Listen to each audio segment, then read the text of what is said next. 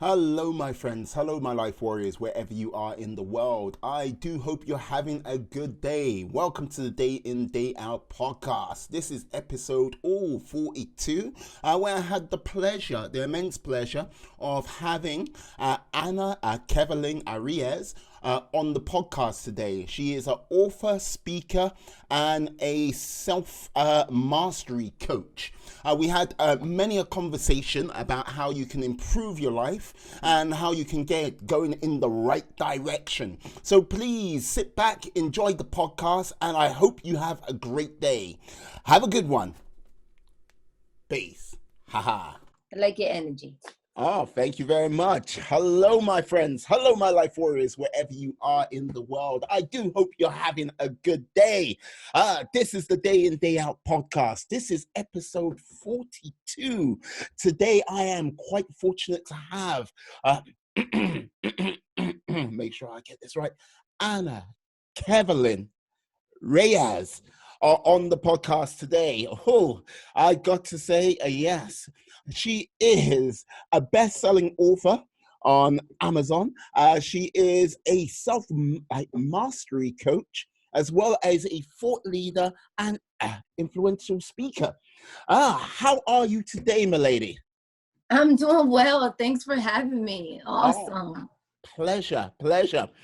Yes. I've got to say, what is a self-mastery coach? What is a self-mastery coach? A self-mastery coach is one who assists another person in whatever self-development, self-growth path they're on. Because what I believe is that we all have, the only thing that you can master is the self. Yeah. Whether it's mind, emotional, body, whatever journey you're on, that's what I assist people with. Whatever self-development, personal growth you want to achieve in your life, that's where I come in. Okay, great. So with that, how did you sort of get started with this? Like, how did you become a self-mastery coach? Awesome. I mean, it was back when I was 31. Okay. 31. And, life just got really tiring to the point that I just got sick and tired of tripping over my own feet, as you can say, right? Making the same mistakes over and over, being in and out of toxic relationships, So one day I was just like, oh, I want a different quality of life. I want to start living better. So I started searching deeper into myself because what I was doing was actually not working at that moment. So I'm like, look, if I continue to live my life this way, I'm just gonna expire. I'm just gonna die super early, and I ain't got time for that. No. No one wants that to happen. No one wants a premature end to it all. Before you reach your goals and your passions and the things that you want to do. So I pretty much just went into this deep self-evaluation of myself. Right. Where I was, where I wanted to go, and then what I needed to do. Right. So basically, you're just going through the same motions again and again, finding yourself not sort of moving forward, or the classic line from the first Blade movie, you're ice skating uphill. So yeah. So what was the sort of galvanizing force to make you sort of like, oh, you know what, that's it, my epiphanal moment is this? I came home one day and I was having a conversation with one of my siblings, and I was like, it was like around summertime, and New York City is hot, everybody's out.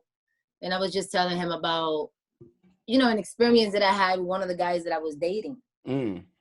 And he got so upset, my brother, and he was like, why do you keep running into these guys? It has to do something that you're doing wrong, And what he told me is, you're a very intelligent girl, you're my sister, but you keep making these poor choices when it comes to the people in your life. And, he pretty much insult me, in other words. And I was like, oh, how dare you, because nobody takes criticism lightly, right? Yeah. But as I was walking home from his house, now I'm crying, I'm in my feelings about the stuff that he told me.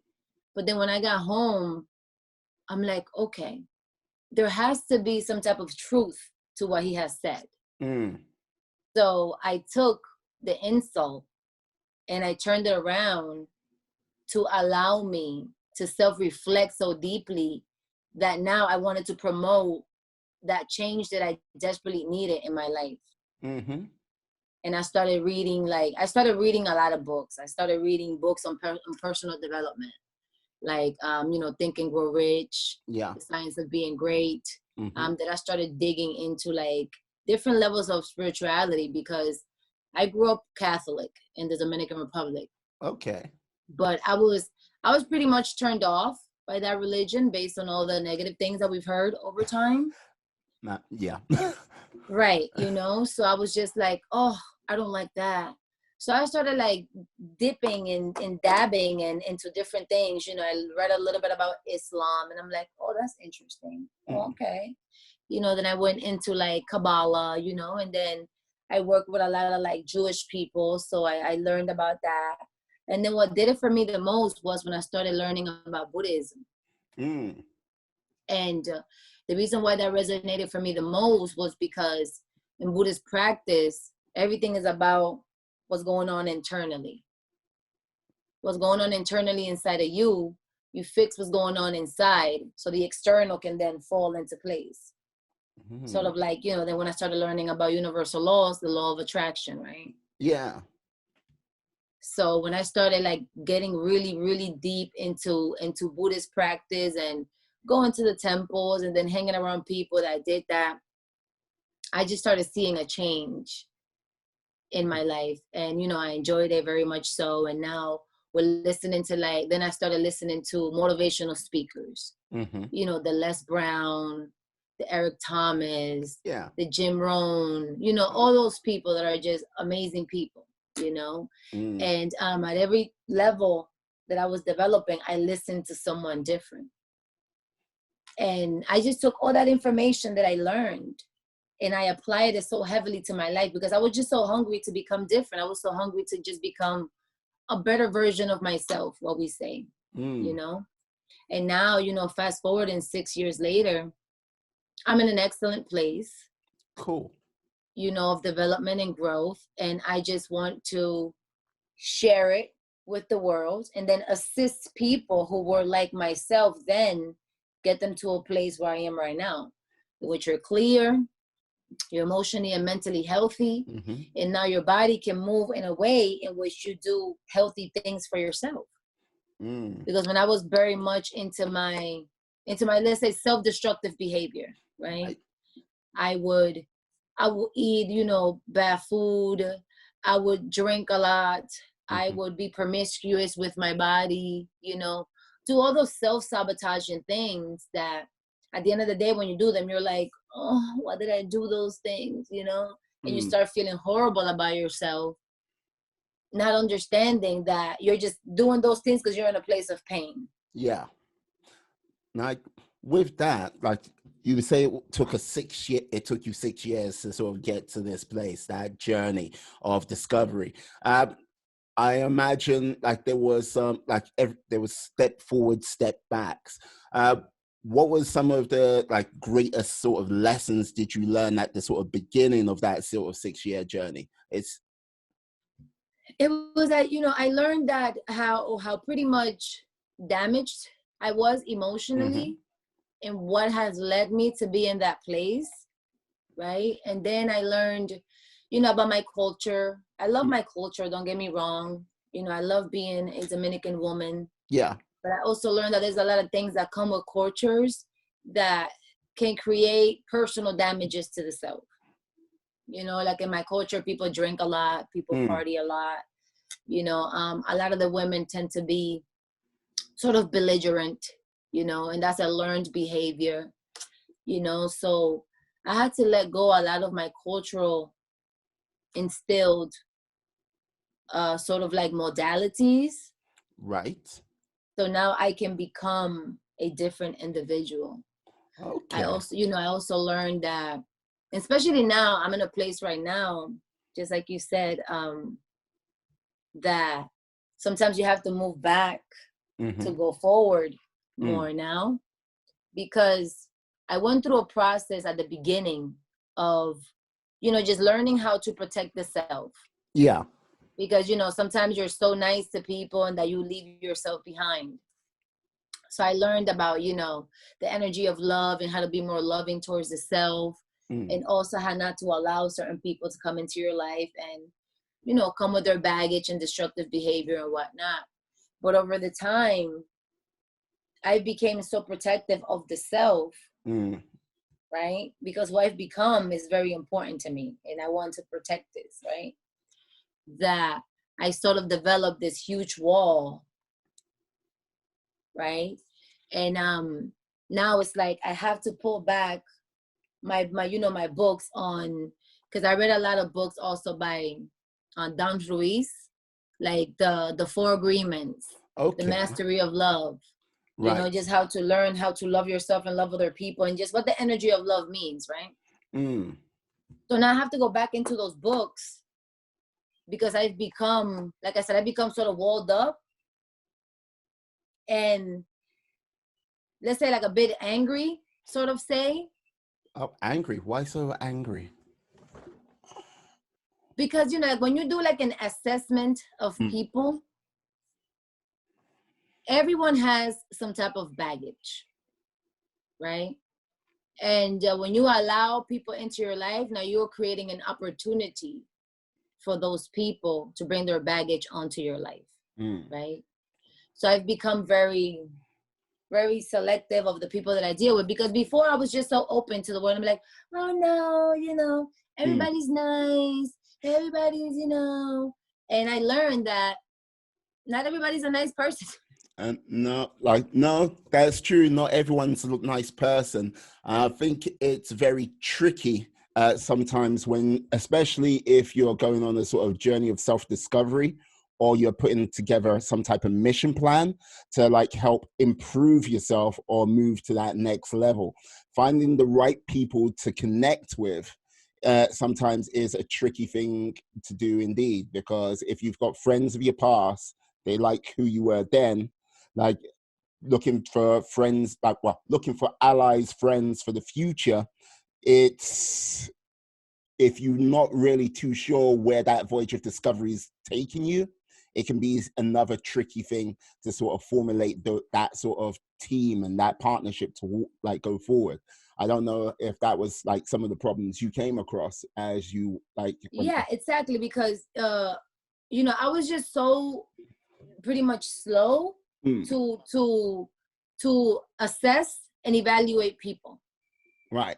And by the time they showed me all of their world, it was kind of too late, because they had created so much destruction in my life. So I have taught myself and got into a place by just reading the books that I've read. When you are dealing with people in your life, you must make a quick assessment of that person, not because now you have to reserve the right. Now you reserve the right whether or not this is going to be, like you say, a person that is going to propel positive growth into your journey. Right? Because like I mentioned before, we all have development to do. Yeah. Right? But now it's like, is it a good thing for me to spend a lot of time with that person? Being that person has such poor habits, such poor behavioral things that they do, or is it better for me to spend more time with this person that seems that they're more focused on positivity, seems that they're more focused on becoming a better person, seems that they're more focused on listening to certain type of enriching information. So I know that they say, you're not supposed to judge people, but there's such a thin line with that statement, because again, if we don't assess that person quickly and use discernment as to say, maybe I shouldn't hang with that person like that, because just their lifestyle is a little risque. No, sorry, please continue. Like you know how many people have found themselves in trouble just because they're hanging with a person. They had nothing to do with what that person was doing or what the person was carrying, But just because they made an association with that person, now they found themselves with so much chaos in their life. You know, I hear that with our Black and brown people in our, you know, in our communities. Oh, you know, I wasn't selling drugs, or I wasn't doing that. I was just there. Yeah. But because you were just there, now you got to do 10 years in jail. Mm. You know?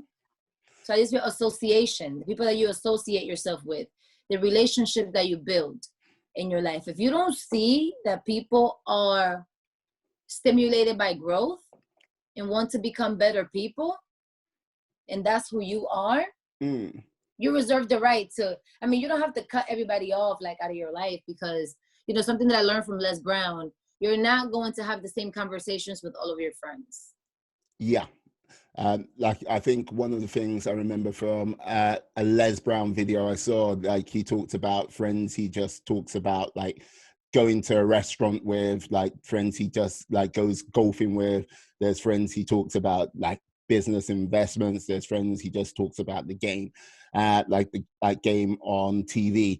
But yeah, he has sort of different categories of friends, and he plays it that way, and it's like gives him a full rich life, from what I can see as an observer. But one of the things I would say, like, have to ask, like, with like you're like with this sort of assessing people to see if they're right, how, like, what is the sort of time period would you suggest to say someone? Oh, is it a week, a month, a year, like, to go, right, this person's a positive, like, you know what I mean? Right, you know, I mean, I believe you can tell by just having like a conversation with a person the first time, where their head is at.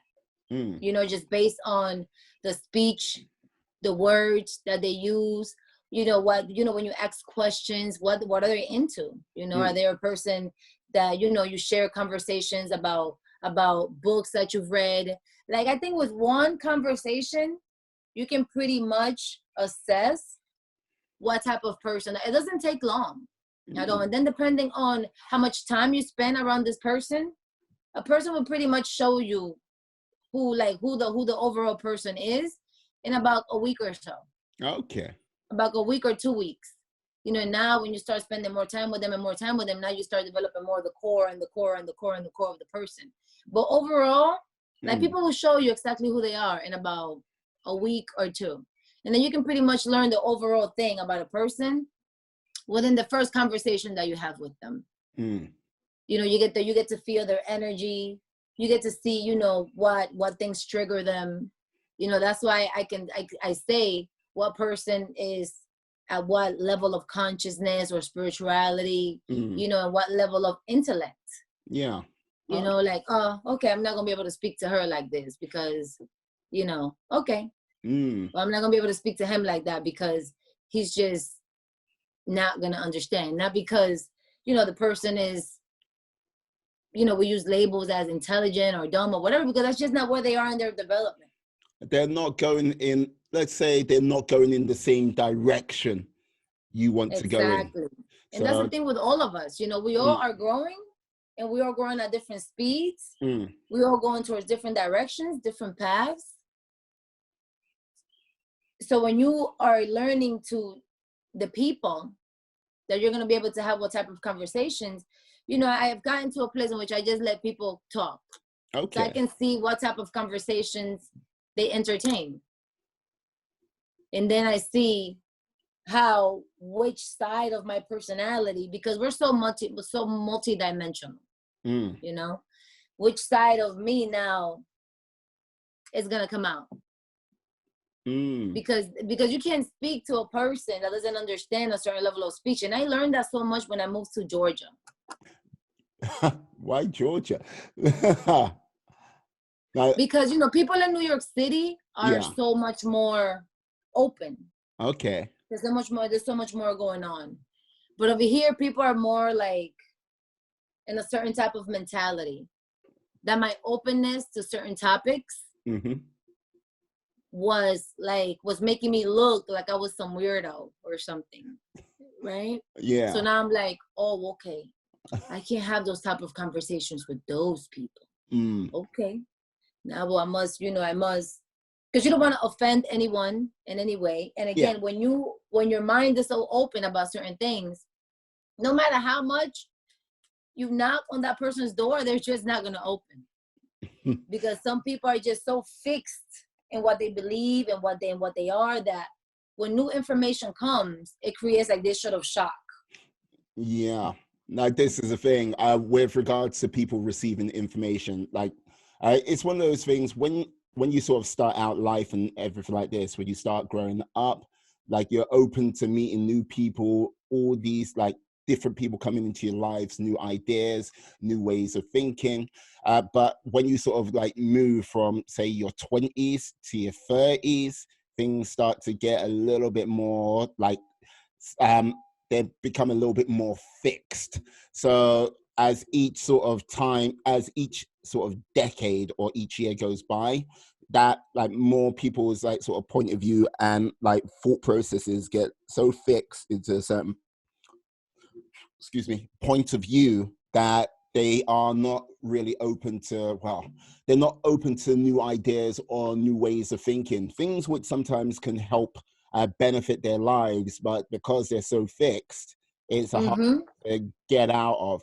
And basically it stems down to like, everyone's got either a nice pair of shoes which are really comfortable, you put them on, no problem, like an item of clothing which is really comfortable, and moving out of that comfort zone is very hard because it's nice there, it's peaceful. And that's with everything, that's why people find it difficult to make new friends. That's why people find it difficult to move to another state. Yeah. That's why people find it difficult to dismantle a relationship that is toxic. That's why people find it difficult just to embrace what's going on right now with this whole corona thing and how it has affected everyone. And now we have to find out new ways of create income. A lot of people, a lot of jobs shut down that are just never coming back again. A lot of people that used to work in like call centers, now they have gotten used to working from the commodities of their home. Yeah. So there's something that I've learned through my time is that we have to be quick to adapt to change. When you don't adapt to change quickly, you stay in a place of suffering. And that's like when we lose loved ones, per se. I know people that they lost people like 10, 15 years ago, and they're still walking around with the same pain as if the person died yesterday. Like, would you say, like, if someone, like, if an event or something happened some time ago, would you say that's more something out of the realm of they don't have the right people in their lives to talk to help them get through that pain, or it's a personal choice? I believe it's a personal choice, because some people go through to therapists. Some people have support systems, and they still stay in the pain of what happened, and they don't see themselves letting it go. And people go through years and years of therapy and different types of medications, and the pain still persists. Everybody grieves differently, given, Yeah. But then how long is too long for you to be holding on to something that no longer exists in our reality, because when a person passes away, they're no longer here anymore. And our lives must continue, and the goal, I believe, is for us to live healthy, happy lives. And then it's a choice for you to remember the person in a grief type of way, because then remember the good times about that person, remember the positive things, remember that you enjoy them, and now it was time for them to move on. I just think that that's a very big part of life and living, that we as humans, we don't take the time to study, analyze, and be able to accept when it happens. You know, it's like we always want to say, oh, I lost this person, or I lost, you know. If you really look at, you know, your mama, your children, your cat, your dog, you know, everything has an expiration date. Every single thing, you know, every single being. So there's no way for you to think in your mind that that person is not going to be gone one day. And just look at things as an experience. Everything is an experience, even people. Yeah, I would say I think it's human nature to sort of focus on the negative, like more so than the positive. With regards to like, okay, example, like, yeah, you have a 30% chance of losing your money, but you like people will focus on that rather than saying you have a 70% chance of growing your money, or like, you know what I mean? So when they focus on that, they just like, oh, okay, the negative. Like the time, like using your example, yes, the time I had with my loved one was like some of the most special times I had. Like the amount of joy they brought to my life, the amount of education, knowledge, and yeah, they were so special to be in my life, rather than like, yeah, they are now gone. They are, and they just focus on the things they've lost, which is, I would say, how can I put it? Tricky. It's too much of that, you know. Yeah, like what we're seeing right now with this whole coronavirus thing, right? Yeah. Everybody's focusing on the number of people dying. They're not focusing on the numbers of people surviving, which is higher. They're not focusing on, out of the whole 100% mortality of the disease, there's an 85% rate that you're going to survive. Right? Yeah. So again, it's a matter of perception of how you're choosing to see and what information you choose to process through your lens. Like, stop looking at the people that are dying, that number. Look at the people that are surviving, because it's way higher. The people that are coming out of this thing is way higher than the people that are passing away. The rate of you surviving this thing is higher than of you passing away from this thing. And and I just think, again, it's perception, because people are like, oh my God, this is a horrible thing, but people are not looking at all the positive things that have come from this situation. You have spent some time at home with your children, with your loved ones, with your pets, with yourself, learning new modalities. This has highlighted just how people have to increase their diets, eat better, exercise more, because better diet and exercise and rest increases your immune system. So this is a great time for people to become healthier people by just sitting at home and spending time with their loved ones. People that, because of the hustle and tussle of going to work every day, you're losing that time with them. I would say with regards to the lockdown, and I do, when I say this, like, yeah, I'm being respectful for people who've lost people out there. But I would say anyone, like for a large percentage of the population, this is an excellent time for them to sort of self-evaluate and take a lot of stock of what's going on with their lives, because there are people who have lost their jobs, and it's like, when the job market gets back to being normal again over here in the UK, over there in the United States, they might be looking at doing something completely different. There are people who are working from home who, without that sort of 2 hours out of their day for their commute, now they've got that back, or they're living a new life, as you said, modality. going forward. So it might be a case of they might pick up new skills or like use this a chance to grow for their education on that side of things.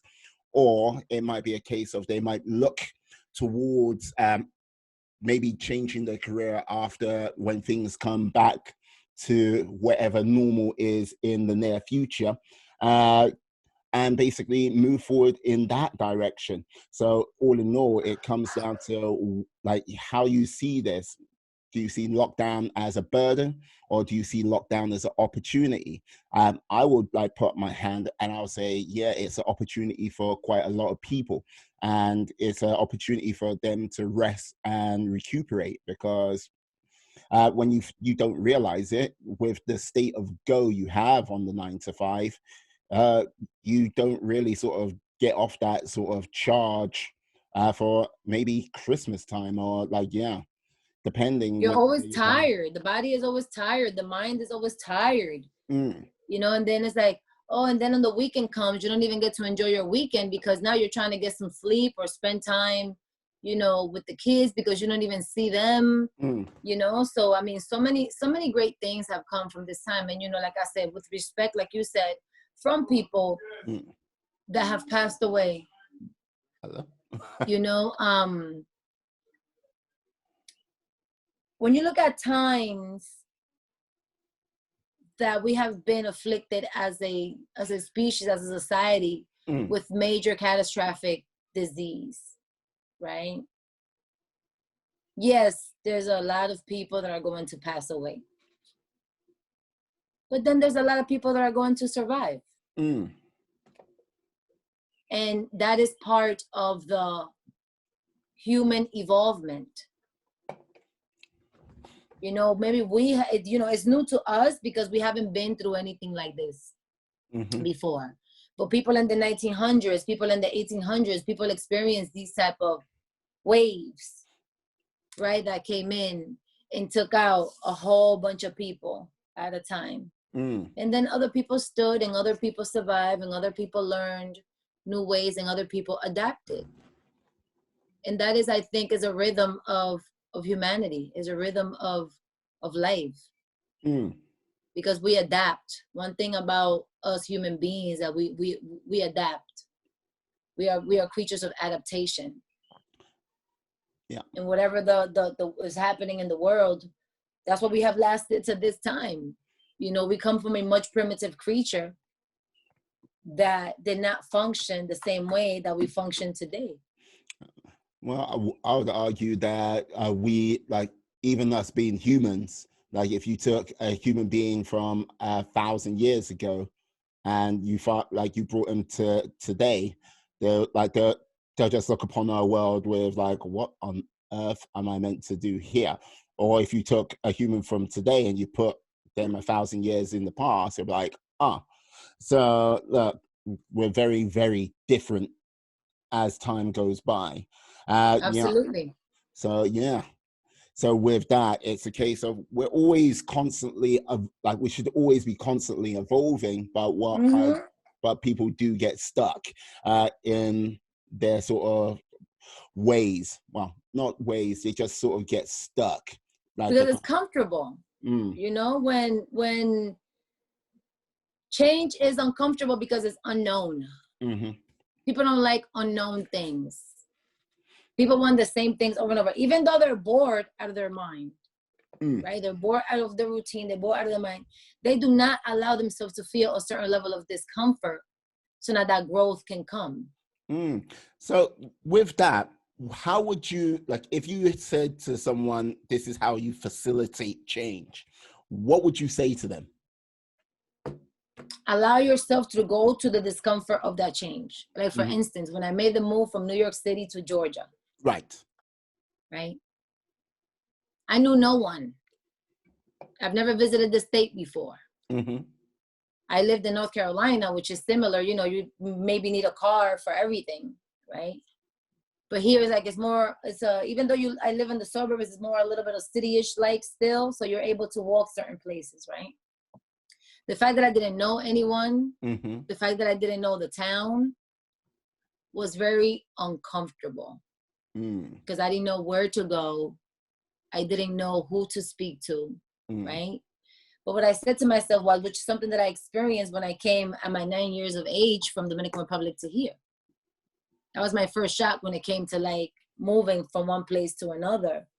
And I remember I would go to school that year and I told my mom, like, I don't know this language. I don't know these people. Send me back. Mm. I don't want to live here, you know? But now I had to go through the discomfort of learning the language, learning a new culture. And then after a year, I was fine. Mm. Which is the same thing that happened to me over here when I moved to Georgia. Mm. I started meeting people. I'm like, there's people everywhere. That's what I said to myself. There's people everywhere. And I'm a social person. Trust me, the universe is going to send me whoever it is that I need to meet and put me in the right path that I'm going to be able to thrive. Mm. I don't have a car right now. Oh, we'll walk. We walk everywhere in New York City. It's just a different level of walking because in New York City, you have the city, you have people around, you know, so you're able to walk 3,000 blocks and you don't feel it. Over here, you start walking, the sidewalk runs out. You don't have no more sidewalk. You know? It's like, it's like it's not the same. Exactly, you know, but I still have the capability to use my legs and use my feet and you know, and walk.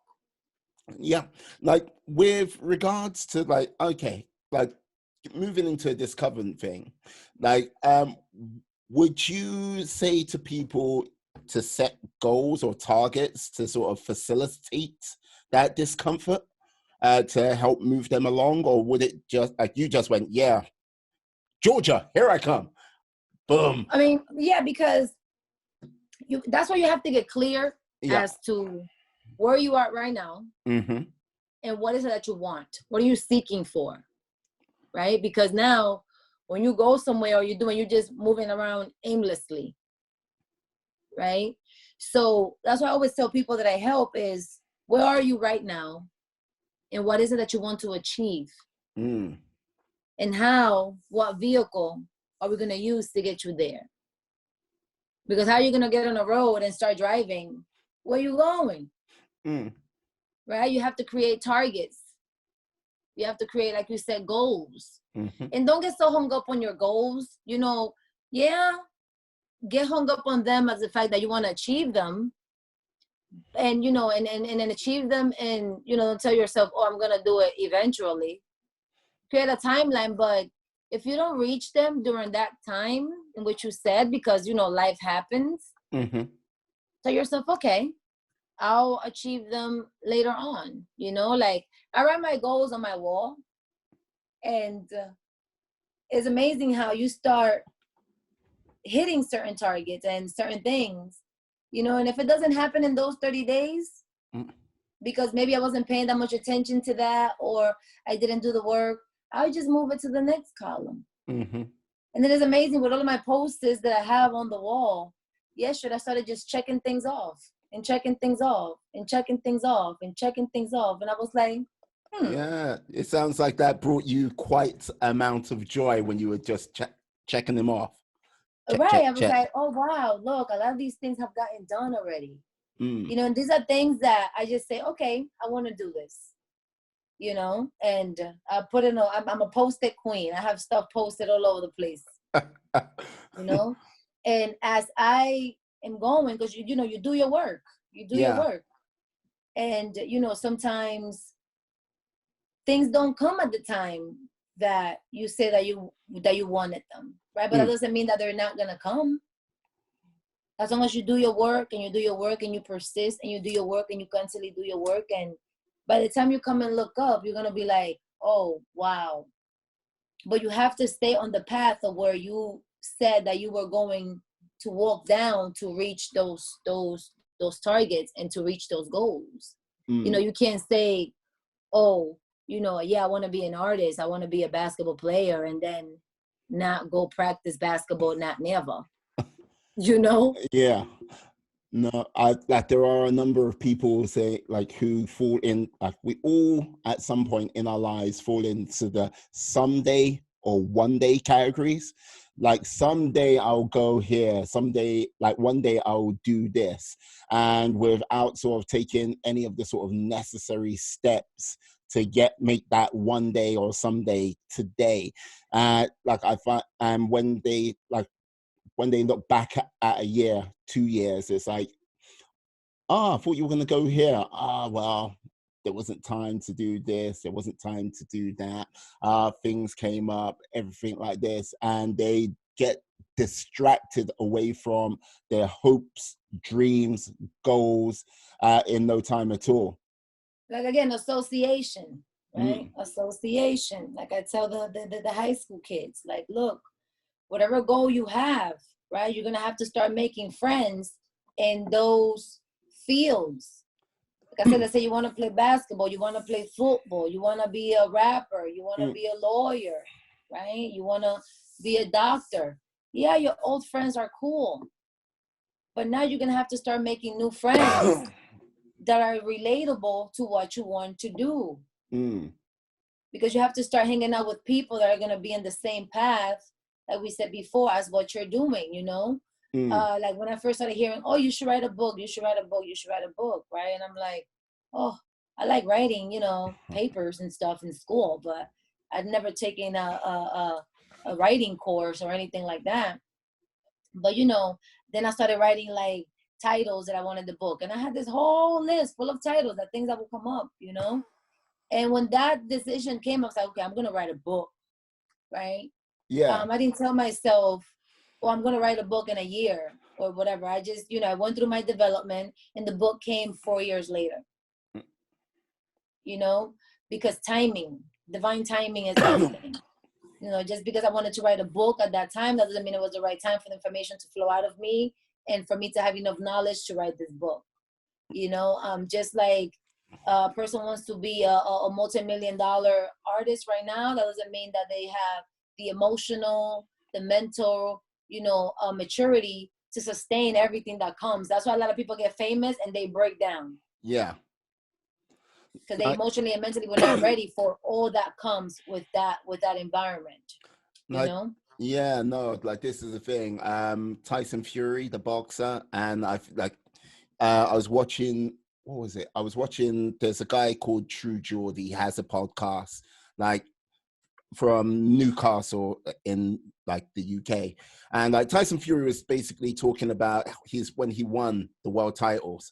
And like he was like, yeah, he was so focused on getting that title, like so focused of achieving that goal. And when he did achieve it, he got there, it was like he exhaled and he looked around and just was like, I don't know what's next. I'm not too sure what to do.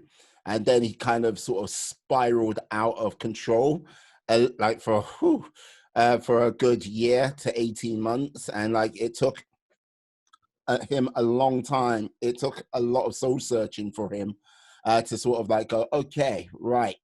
To think about not so much a goal, but something which was kind of an endless sort of thing to help propel him forward, keep evolving, keep growing, and like, yeah. Right. So like that sort of development. Let's take like Oscar de la Hoya, right? Okay. After he decided that he was done being a boxer, right? But now he went into the business of boxing, right? Of how now he was still in the field of, but not fighting anymore. But now he went into the higher level of how you put these fights together. Yeah. How you make money as an organizer, how you make money, you know, like in that level. And that's how you continue your growth. Like, you know, Shaq per se, after he finished being a basketball player, and now he went into being the, you know, one of the percenters that was now talking about the game. Yeah. You know, like just like you said, like a lot of people after they reach that goal and then it's over, they don't know now how to pivot and keep evolving even within that realm, you know? Yeah. Like when you become a player, now you can become a coach. You can become a coach, agent, like there's a whole array of things you can become. Exactly. You know, you don't have to now stay still and say like, oh, what's next? It's a matter of the imagination and your creativity for you to say, that's next, you know, and then you allowing yourself that now you can be more than what you created yourself to be, you know, and now spreading your wings and becoming more. That's something that I love about Shaquille O'Neal. He has Ah. become like so much more than the player that we know him to be. And he's always has stayed in this playful discovery part of himself, you know, and that's why you see so much development. Like after he left, he took a lot of his money and he invested it in different companies, you know, so now his money can keep growing. You know, there's a lot of those guys that after they leave the league, they go broke because now they didn't take those funds and put it in different places that they can invest their money and sustain the same lifestyles. Yeah. No, like I think it's a case of you have like short-term playing, long-term playing, and like yes, it's very easy to get caught up if you're a sports star, like when you're playing it, like yeah, the money's coming in, the money's coming in, the money's coming in, but you only play that game until, if you're lucky, well, average mid-30s. If you're Right. luckier, you might go up until your 40s, but that game is over and you still got a good, healthy chunk of life if the universe is willing to take you forward. So if you do even retire when you're 40, you might get another 40 years on top. You might even get another 50 years on top, or 60, especially if you still manage to keep hold of your cash and finances. So you're living that a better, more healthy life. But people don't see that. People don't Yeah. think about that. How do you reinvent yourself? You're not stuck into anything. You know, you're a being. That's one of the greatest things of being human and a human being. Like a cow is gonna be a cow for the rest of his life. Absolutely. A dog is gonna be a dog for the rest of his life. You know, they don't have the option. Like, for instance, when I went to school for respiratory school, a lot of the older folk, they were coming. You know, there was a lady that she was a computer programmer for 20 years. You know, and she was just tired of being in that field. So now she would put herself through school at 56, 60 years old to learn this new skill because she just wanted something different, right? And you know, now she goes from being behind a computer, barely no people interaction and a whole bunch of numbers, to now being a respiratory therapist, in which all about people interaction, you know, and she just became, now she grew, she developed. And you know, that taught me that I'm like, wow, you know, it doesn't matter at what age you are. If you want to do something new, you can. You're not stuck. Like, people stay in the same job unhappy and become unhealthy now just because they don't want to learn a new skill. Now, I think it's a case of sometimes I think it comes down to a number of things. If you're famous for doing one thing, people want to keep you doing that one thing. They can only see you in that sort of limelight. There's, if you look at certain actors, if they play bad guys, you can't They see always them. play bad guys. Yeah. If they're playing a good guy, they're always playing good guys. It's the time when it sort of shifts. I'll use Denzel Washington for this example. Like, Denzel Washington played like normally sort of straight cut, like good guy sort of fodder. Then when he did Training Day, where he like was like, everyone was like, oh my God, what? Right. And then it was like he changed, and then after that it was Man on Fire, like The Equalizer. Oh God, I'm just trying to think of another film, but he went from that to then being like, okay, sort of fell into architectural sort of either badass or bad guy sign kind of thing, but he sort of still transitions back and forth. Because it's like now a matter of choice, right? Like, if somebody keeps giving you this piece of bread and that what is it called? What they read? A script, right? They keep sending you these scripts and you keep accepting them. You can say, no, I want to go for something different now. You know, because I am capable of doing something different. Yeah. You know, just because somebody keeps handing you something, like I said, just because somebody invites you to a party, it doesn't mean you have to go. No. You know, and you have to think yourself able to be versatile and, in different areas of your field. Maybe a lot of people don't go after they leave, playing sports into coaching or into managing or into ownership because they maybe don't think themselves able. It doesn't matter what you think yourself able. Yeah. Like, speaking of able, with regards to, I've got to say, when this is something I've learned about you. Okay, I went onto your YouTube page and let me see, a little video of you going live when you, how can I say, it was your book celebration. Like, oh yeah, that's right. You're like, yeah, I'm number one. I'm number one. I'm number one. I'm number one. I'm number one. I'm number one. You're like, yeah, Tony Robbins, he's 25, but I'm number one. I'm number one. Yeah.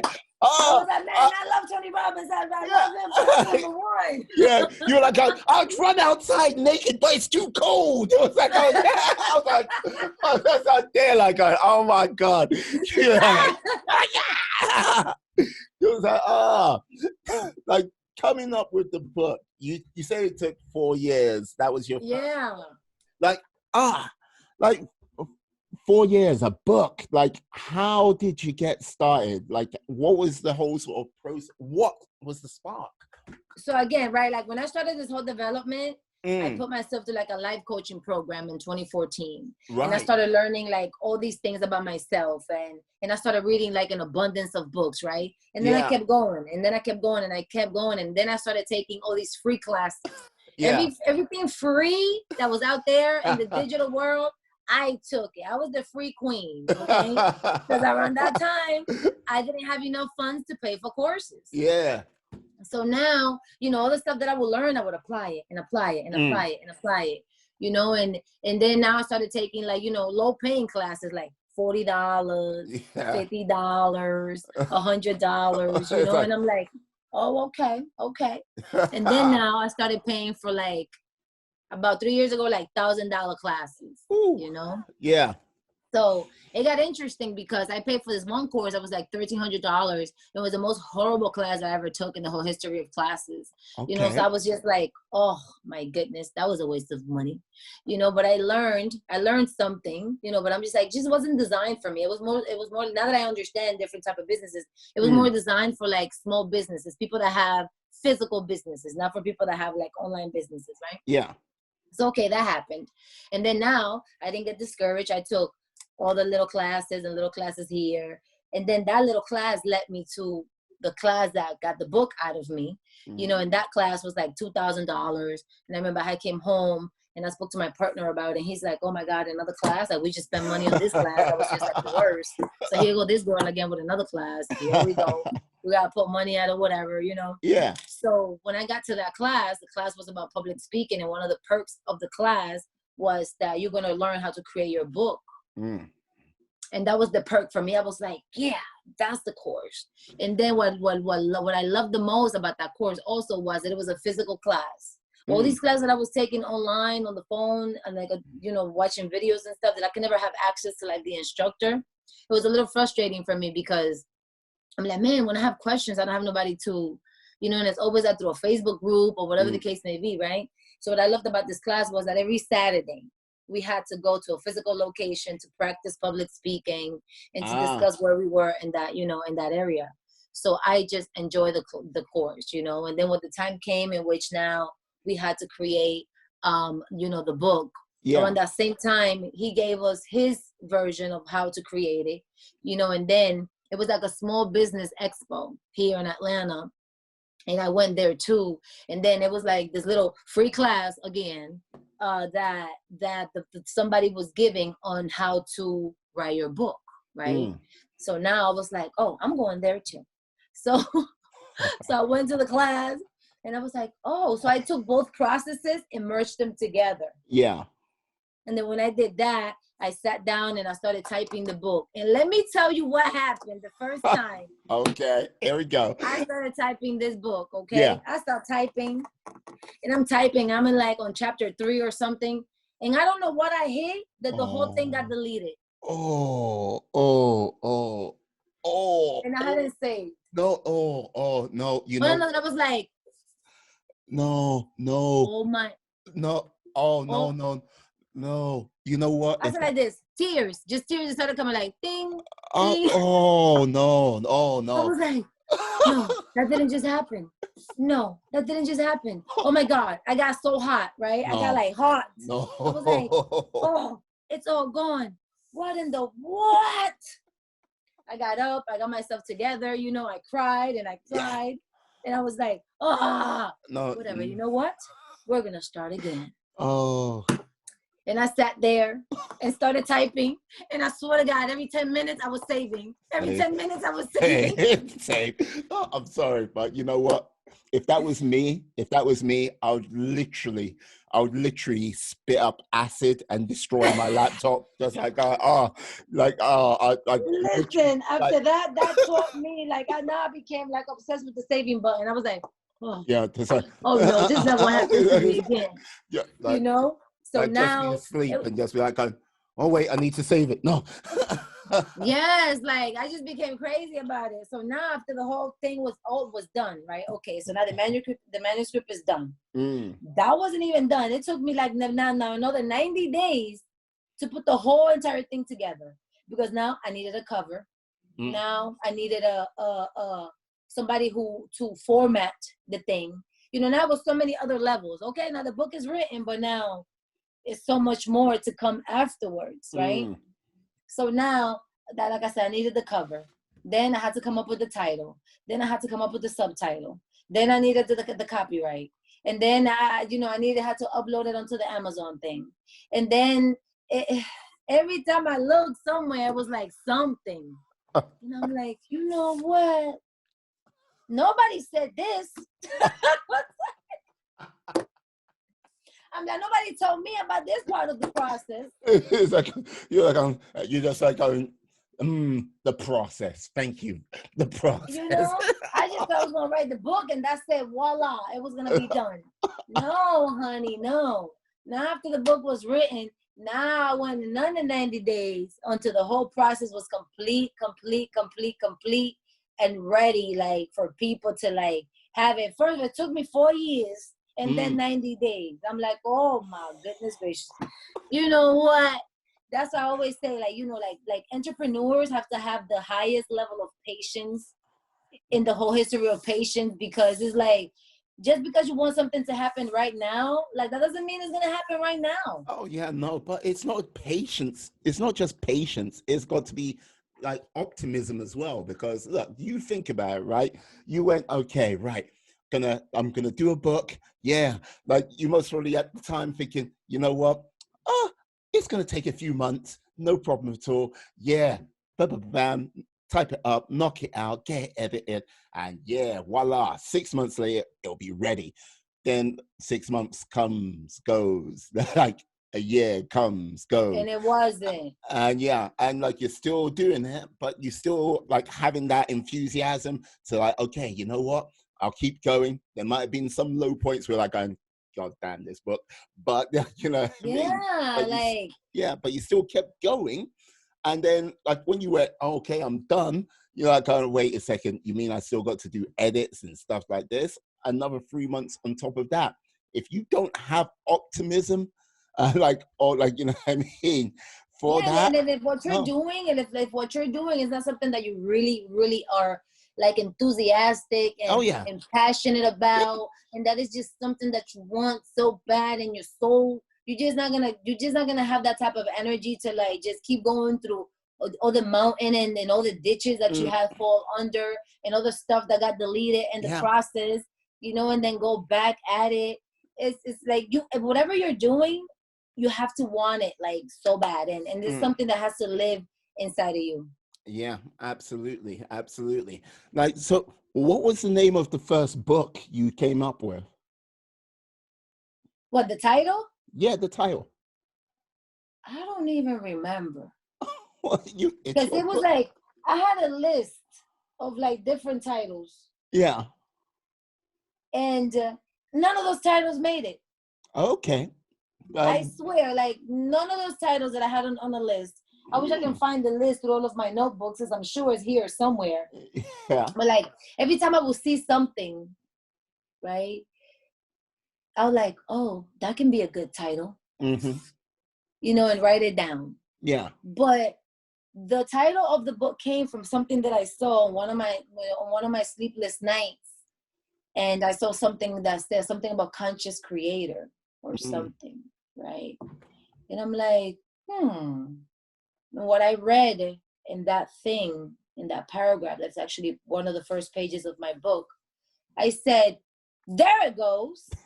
That's the title of the book. And that's it. Because everything else that I had written, and when I would say it out loud, it wasn't resonating with me. And I'm like, no, I don't like that. I don't like that at all. I don't like that at all. You know, when I saw this thing and I read it and how it stood out to me about, you know, life and choosing, and even though you don't understand it, it's that, you know, that's just what it is. That just made so much sense in my brain and in my spirit that I said, there it is. But now how do I take that now and, you know, take a little bit of that and make it into the title of my book? And, you know, now in the chorus is like, you know, what titles work for people and whatever the case may be. And like, oh, you know, like how to become a conscious creator. Oh, I like that. I like that. Now the title is done. Now the teacher's like, but you need a subtitle. I'm like, oh, come on, my man. Like, I need a subtitle too. Like, I don't want a subtitle. It's just like that, you know? Yeah, yes. And then I had to think about a subtitle. I'm like, okay, so what did I do? And then I saw something about self-mastery. And I'm like, self-mastery.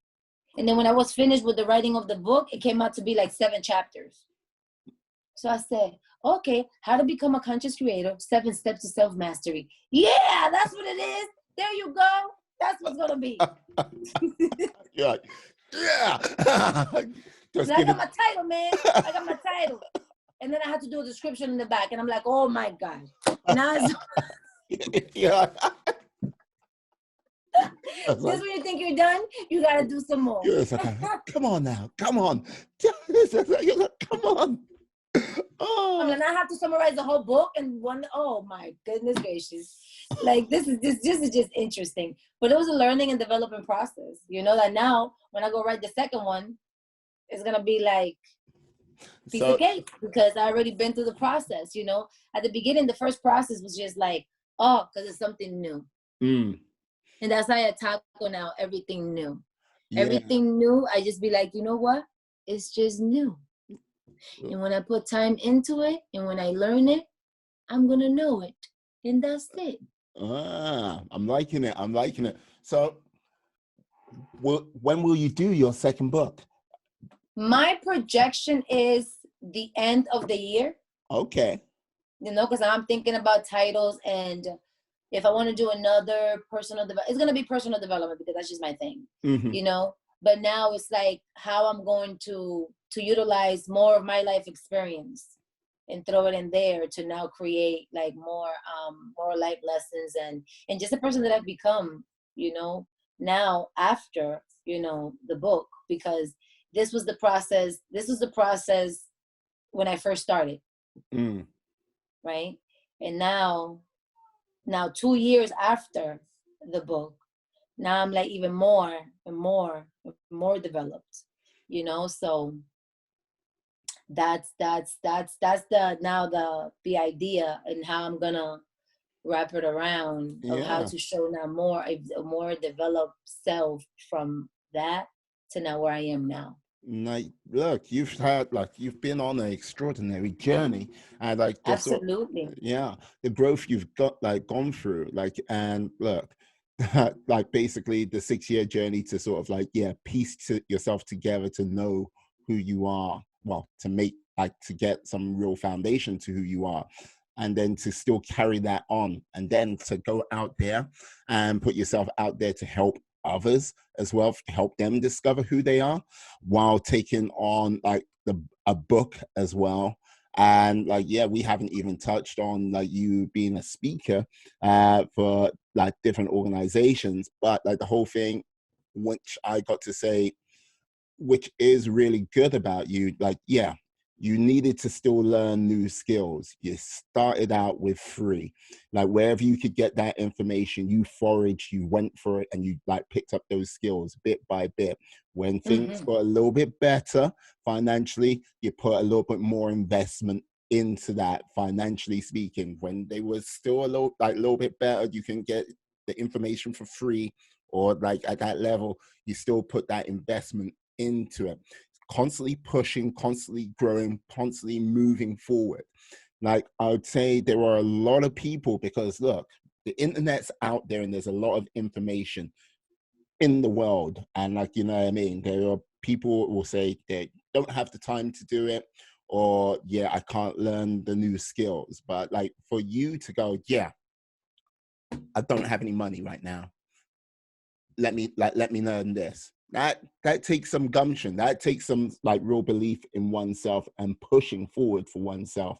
Like, it's something to be admired. It's something you should be proud of. And Thank you. and yeah, keep on going, I say. Like, yeah, like all I got to say is like, yeah, 4 years for a book. Hey, I'm like, like I'm loving the sort of And you know, some, you know, like they say that the most, they say the richest places is, you know, one of the richest places is a cemetery. Yep. Because people pass away with books inside of them, with movies inside of them, with so much abundance and knowledge that could have helped, you know, so many other people, because that's what we're here for. Yeah. We're here to learn, we're here to grow, and then we're here to pay it forward. Yeah. Like, live a fulfilled life and help someone else live a fulfilled life. And like, yeah, the more you can do that, the better.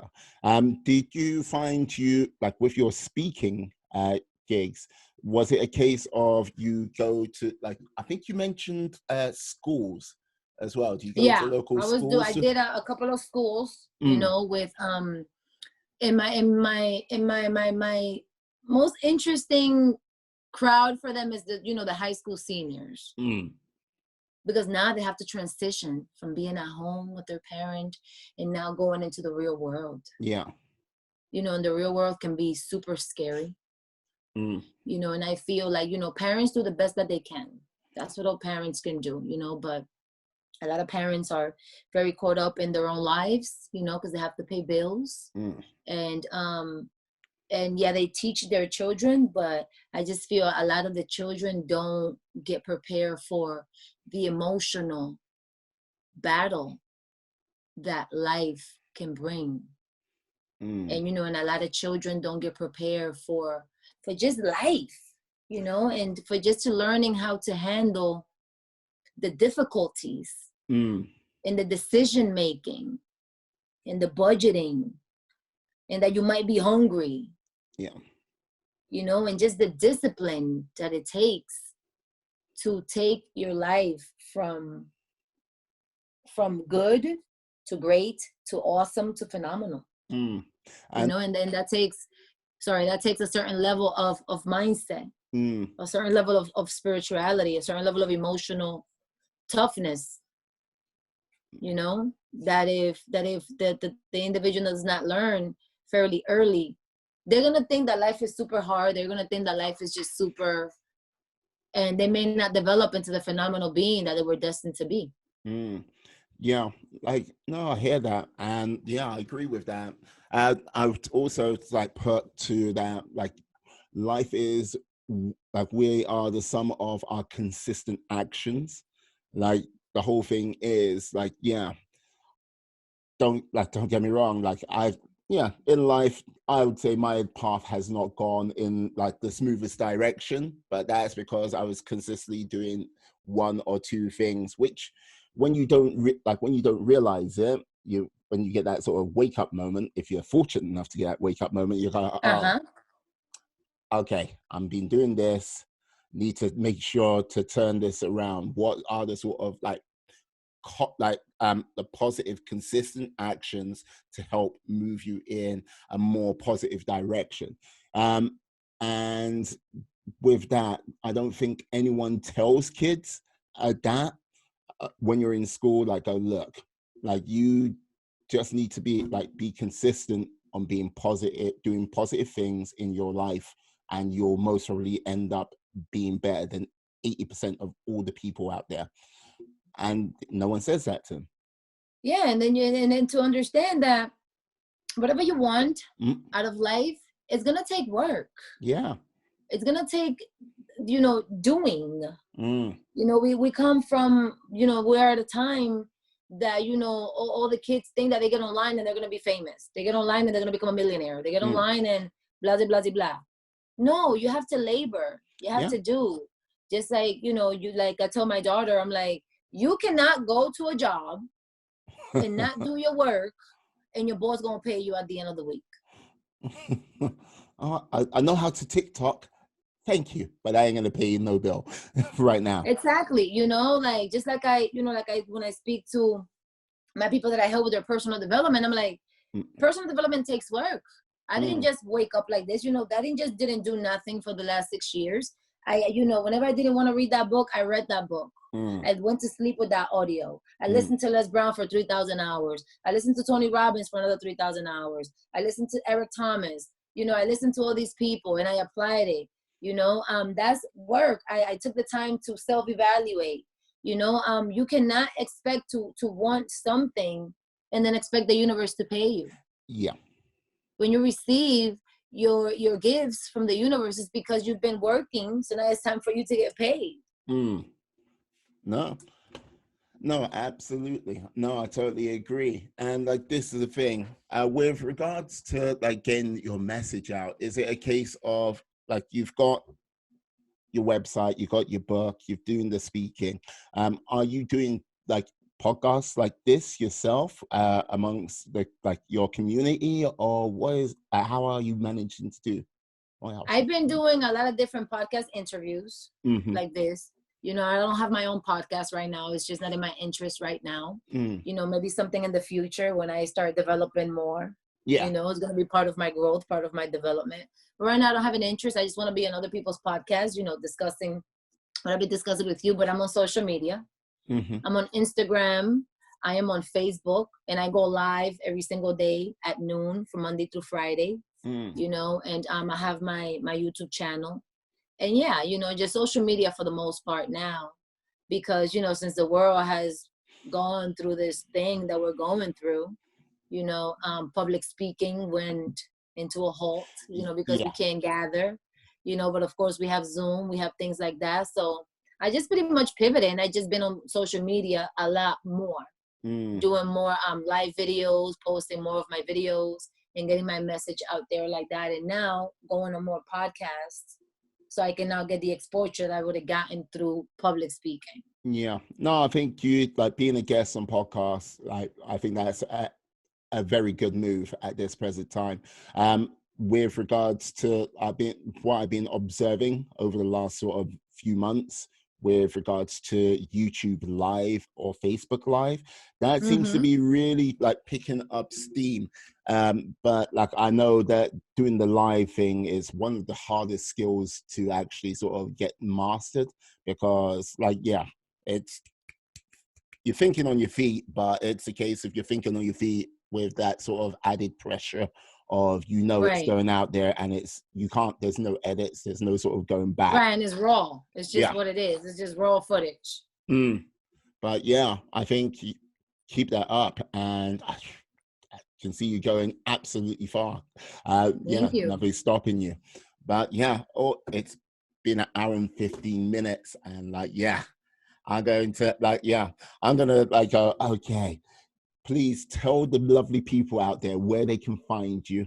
So yes, we can get some traffic. And you guys can find my book on Amazon, Amazon.com, How to Become a Conscious Creator. The book's on there. It's in English and Spanish. It's an audio version, and it's on Kindle version. For the Kindle version, you don't need a Kindle. All you need is the Kindle app, so you can read it on your phone. You download it, it's done. I'm on Facebook with my name, Ana Kevelin Reyes. I'm on Instagram with my name, at Ana Kevelin Reyes. I'm on YouTube, Ana Kevelin Reyes. I'm detecting a theme here. Everything my name. On my website, anakevelinreyes.com.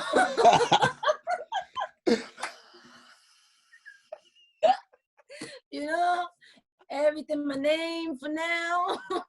You know, and that's it. You know, I'm just here to inspire, to motivate, and just to propel change, and just for people to learn how to live happy lives. Excellent, excellent. What I'll do, I'll put all the links in the Thank show you. notes and description. Yeah, by all means. Anna, I got to say thank you very much for coming on today. You've been exceptional. I definitely would like to get you back on in the future. Absolutely. Thank you Yeah, for having me. no, the pleasure's all mine. The pleasure's all mine. This has been fun for me. Very fun. But anyway, what I'll simply say to you, my friends, my life warriors out there, yes, stay safe, stay well, be awesome, be excellent, be fantastic. Be all the positive bees you can be in this world and then some. Have a great day. And yeah, bye-bye. Peace.